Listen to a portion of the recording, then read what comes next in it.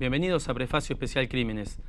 Hoy recibimos la visita de Carlos Busquet, autor de Magnetizado, un libro que nos trae una historia rarísima ocurrida en el año 1982. El protagonista de esta historia, Ricardo Meloño, cometió 4 asesinatos en un breve lapso de tiempo, en condiciones idénticas y sin motivo aparente. El asesino aseguró haber seguido una sensación interior, una sensación que nunca jamás volvió a repetirse. Especialistas y profesionales de la salud tienen dificultades para encuadrar la patología de Ricardo. Hoy, con el libro de Carlos, abrimos varios interrogantes. Por un lado, ¿qué sucedió aquellas jornadas? Y finalmente, ¿es Ricardo una persona peligrosa?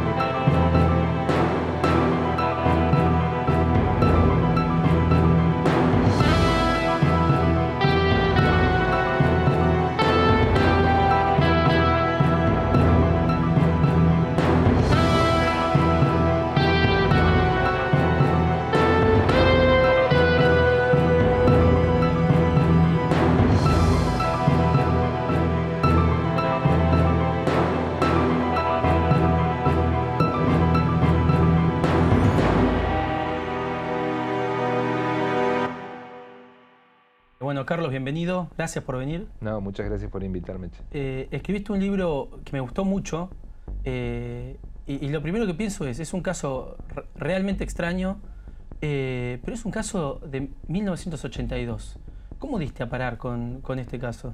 No, yo lo desconocía por completo y la totalidad de los hechos los escuché de boca de él, porque el caso, por el periodo temporal raro en el que apareció, si bien tuvo una cobertura muy fuerte mientras sucedió, digamos, entre que aparecieron los muertos y lo arrestan a Ricardo, leyendo los diarios de la época vos ves que día por medio sale algo del tema, pero después queda sepultado, creo que justamente porque sucedió en septiembre del 82, cuando la dictadura, posguerra de Malvinas, empieza la debacle que termina en las elecciones del año 83. Entonces, como que el caso quedó sepultado por una serie de noticias bastante más macabras, claro, y una catarata de noticias, claro, de esa clase.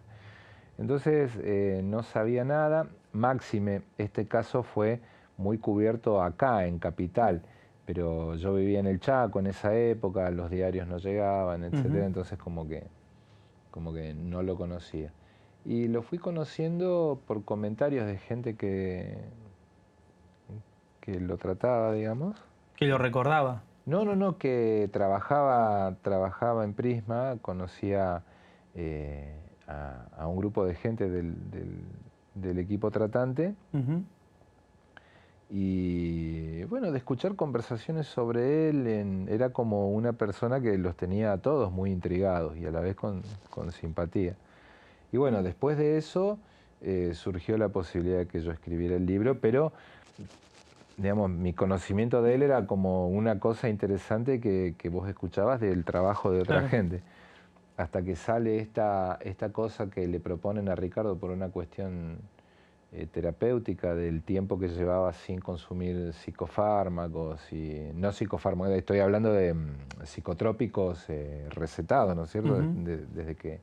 Desde que lo liberaran de la medicación, Ricardo había logrado una estabilización muy grande y entonces dentro de ese marco, como él tiene el recuerdos muy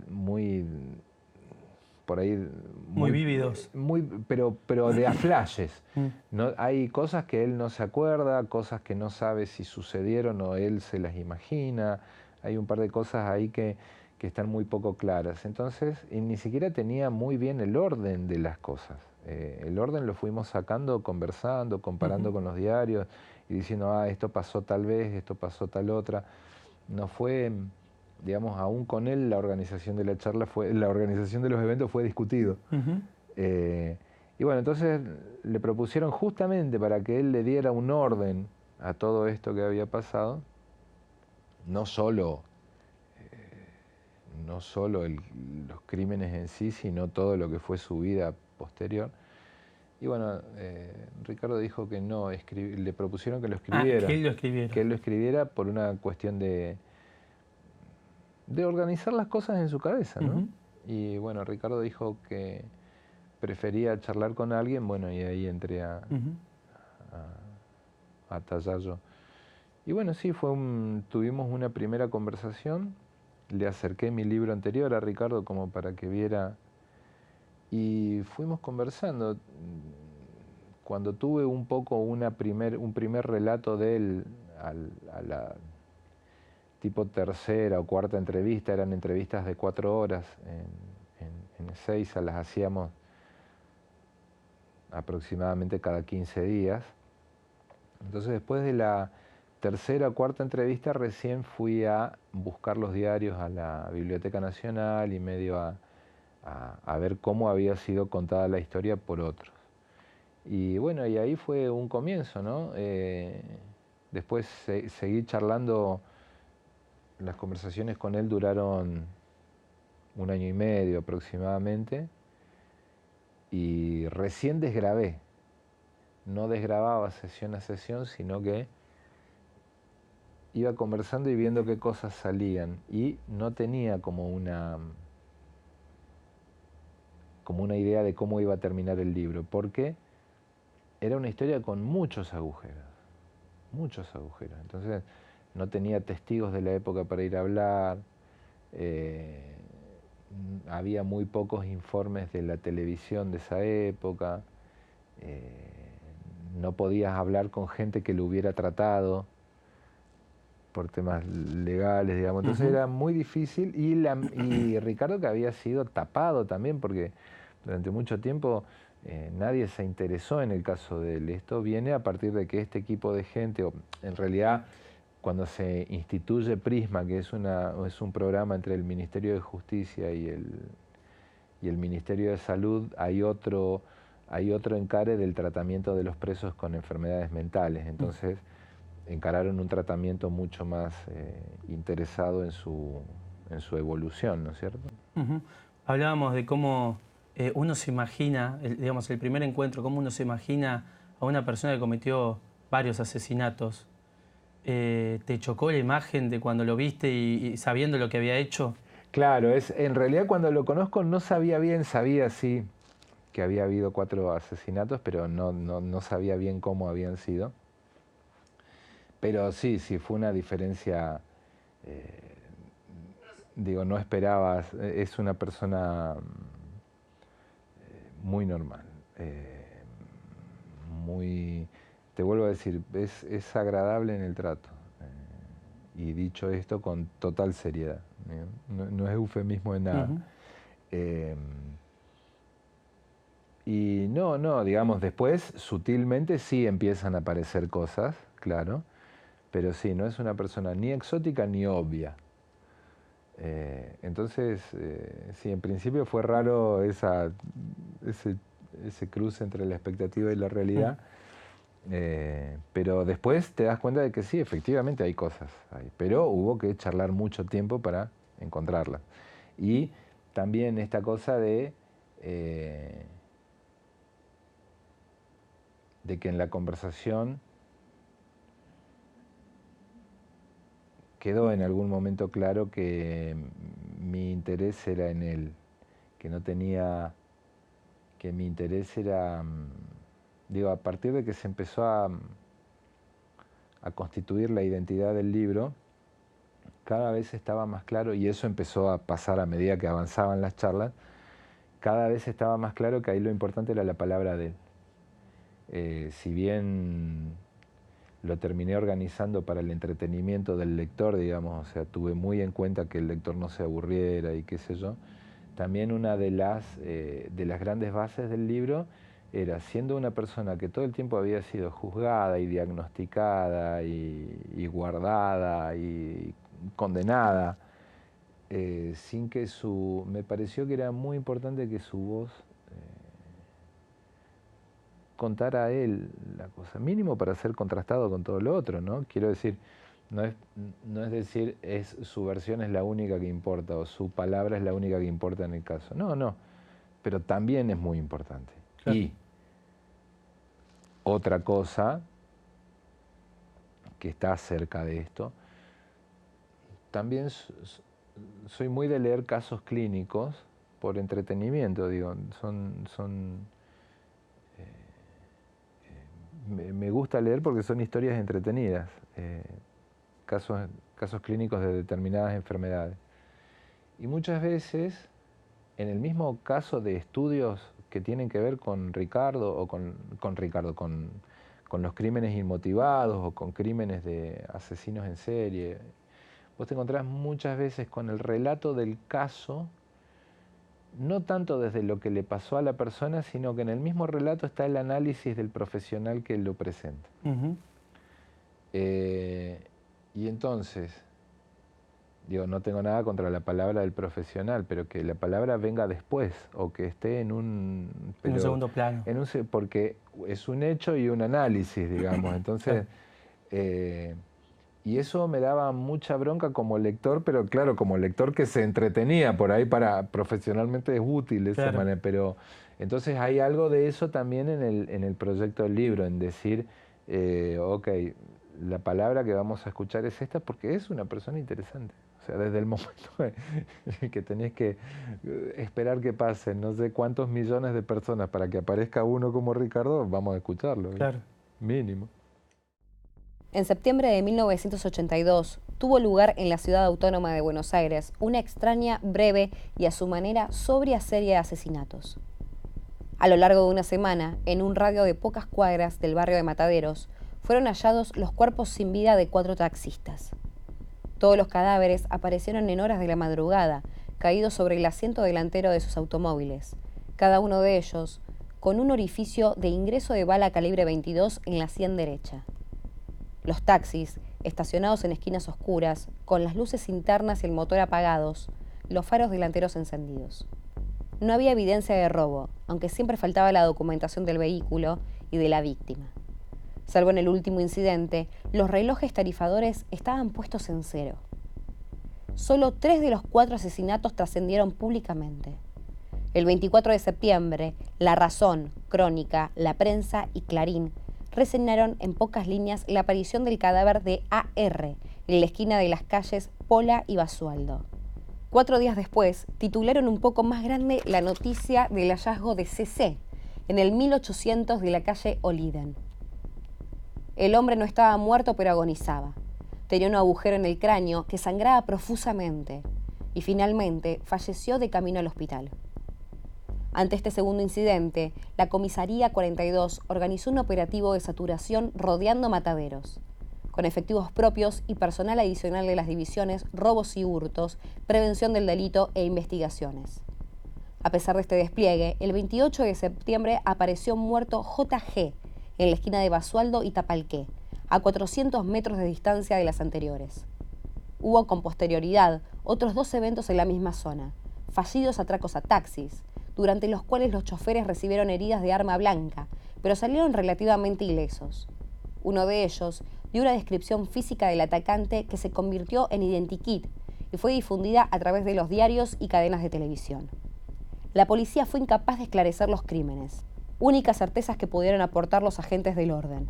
Todos los hechos eran obra de un mismo autor, y durante los crímenes el atacante no había sido movido del asiento trasero de los autos. Carlos, hablemos del protagonista, de Ricardo. ¿Cómo era su vida? ¿Cómo era él antes de que pasara todo lo que pasó? Ahí también ahí tenés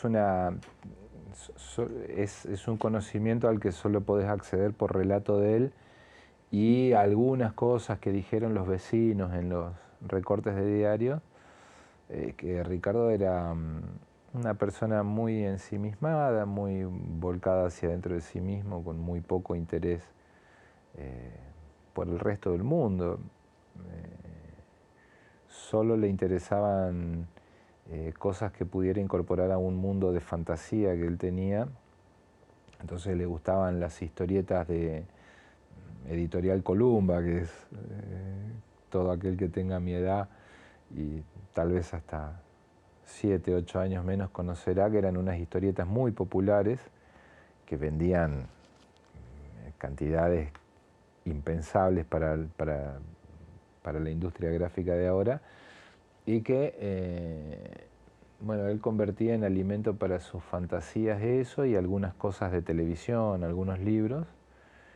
Y de chico, por lo que cuenta, no le interesaba nada la escuela. Ahí tengo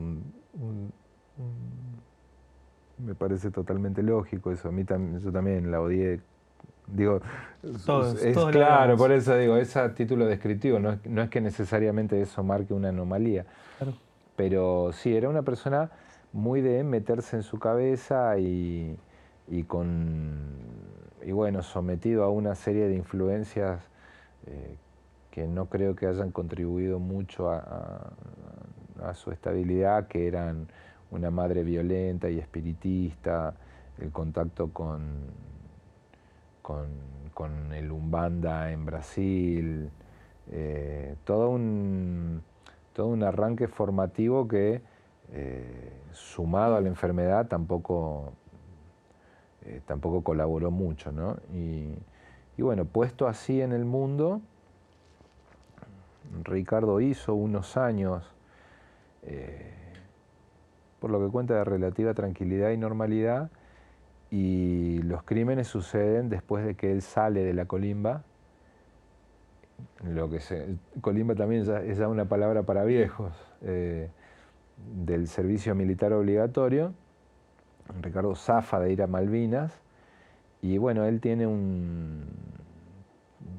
pasa 2 años en el servicio militar, y cuando sale hay toda una gran desestabilización, como que el mundo de él es muy diferente al que cuando salió, ¿no? O sea, no hay colegio, no hay trabajo, él trabajaba con el padre, era una crisis económica muy tremenda esa.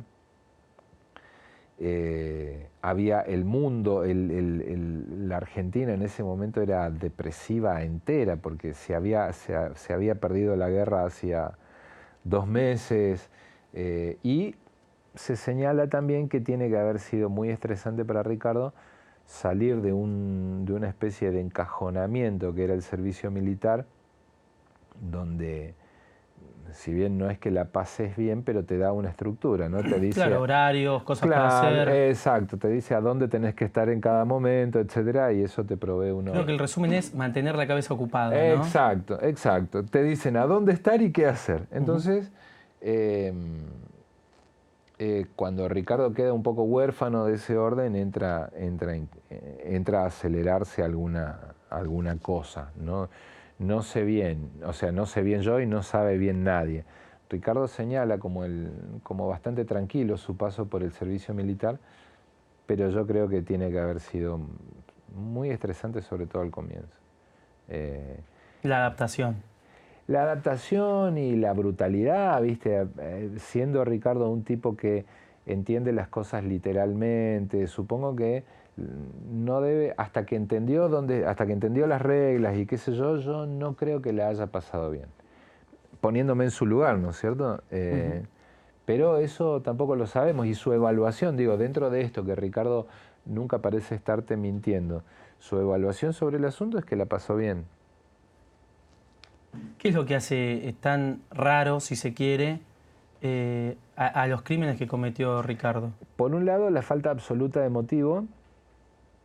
No hay nada que vos... a partir de los hechos y los puntos, digo, si vos vas marcando la historia de Ricardo como con unos puntitos rojos, no hay manera de unir todos esos puntos y que terminen en el asesinato. No existe una manera. No hay ninguna explicación posible. No hay ninguna satisfacción que Ricardo hubiera podido obtener, porque no robaba a la gente, no tenía un sadismo para con las víctimas. No se sabe qué beneficio obtuvo Ricardo de eso. Y a la vez, para hacer crímenes que no tienen ningún sentido, son 4 crímenes calcados, uno igual al otro. O sea que algo sucedía y es muy difícil saber qué.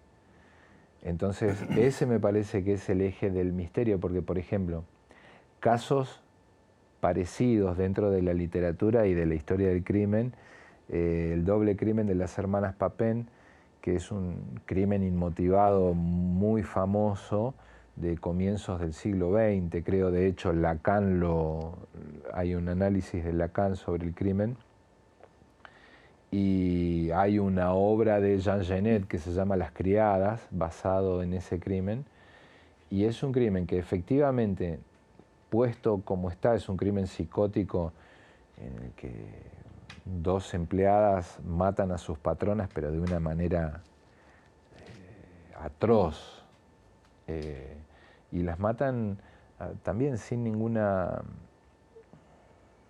motivo. Él decía en este caso que escuchaba voces, Ni que le ordenaban. No, ni siquiera, porque eso ya sería una alucinación.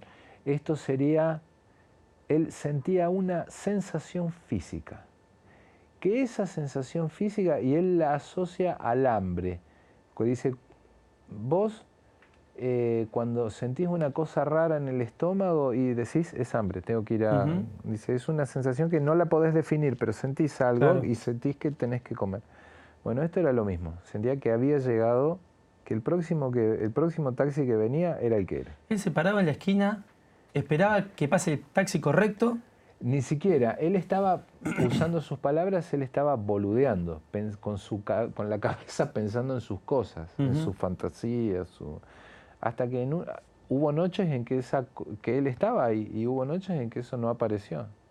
Entonces no mató. ¿En qué lapso de tiempo se dio? Una semana. Una semana. En una semana. Él durante un mes, él se va de su casa también sin ningún motivo, solo porque no quería estar. Y vivía en la calle. Y vivía en la calle. Vivió durante un mes en la calle. Y durante una semana dentro de ese mes mató a 4 personas. Vos que tuviste la oportunidad de conocerlo, y que me parece que es de alguna manera el interrogante que deja, uno de los interrogantes que deja abierto el libro es como lo que él tiene, o lo que a él le pasó es difícil de catalogar. Vos giras en torno a la idea de si él puede ser considerado un tipo peligroso o no. Claramente un tipo que mata y que solo quiso debería hacerlo, ¿no? Pero cuando vos ves que es como un exabrupto en su vida, ¿qué impresión te dio a vos el conocerlo? ¿Te da miedo? ¿Te dio...? No, en ningún momento. O sea, ¿te parece que es un tipo que podría salir a la calle, por ejemplo? Y lo que pasa es que también es muy difícil, ¿cuál sería mi...? Primero te diría, porque la gran duda todo este tiempo ha sido si Ricardo saldría, si Ricardo saliera, perdón, si volvería a pasar algo parecido. Entonces yo te diría, como todos dicen, o como todos cuentan de los testimonios de lo que era Ricardo en su momento, si vuelve a suceder lo mismo, es una enfermedad que con algún grado de control vos la vas a pescar 2 años antes. O sea, un proceso, Ricardo, ya era muy raro antes, y eso se fue acrecentando y nunca nadie le prestó atención. Digo, te cuentan los vecinos que daba 50 vueltas a la misma manzana caminando, que se quedaba parado mirando un punto. Digamos. Era una persona que tendría que haber tenido alguna clase de... Entonces yo, ¿qué te diría? Moralmente, primero ya pagó 35 años de su vida en lugares horrendos, y moralmente creo que tiene derecho a hacer algo de su vida, pasarla un poco bien en algún lugar, sin saber bien qué sería esto, pero digo, que él la pase bien. Y sí, y aparte, en parte por la protección de la sociedad, si querés, y en parte por sus propios derechos a la salud, sí ser una persona que esté monitoreada en el sentido de que tenga atención médica, etc. Sí, no me parece una persona peligrosa de movida, si querés que... Me parece sí una persona a la que hay que cuidar. Bueno, Carlos, te pido el autógrafo del caso. Bueno, dale.